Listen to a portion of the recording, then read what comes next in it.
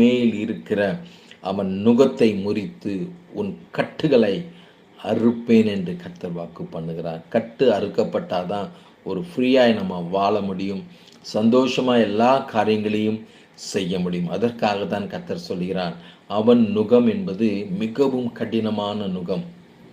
எப்படி எகிப்து தேசத்தில் இஸ்ரவேல் ஜனங்கள் எகிப்தியரின் பார்வோனின் நுகத்தை சுமந்தவர்களாய் தேவனை நோக்கி முறையிட்டார்கள். ஆண்டவரே, எங்களுக்கு ஒரு விடுதலை கிடைக்காதா? எங்கள் வாழ்க்கையில் ஒரு விமோசனம் வராதா? எங்கள் வாழ்க்கையில் நாங்கள் சந்தோஷமாக இருக்க மாட்டோமா என்ற அங்கலாய்ப்போடு கூட தேவ சமூகத்தில் கூக்குரல் இட்டது தேவ சத்தத்தை கேட்டார் என்று வேதம் சொல்கிறது. ஆமென். உங்களுடைய கூக்குரல், என் வாழ்க்கையில் ஒரு நல்லது நடக்காதா? என் பிள்ளைங்க வாழ்க்கையில் ஒரு நல்லது நடக்காதா? இல்லை ஏன் இவ்வளவு போராட்டம், ஏன் இவ்வளவு குறைவு? முந்தா நேற்று ஒரு சகோதரன் யூடியூப் நிகழ்ச்சியை பார்த்து கூப்பிட்டு இருந்தார்.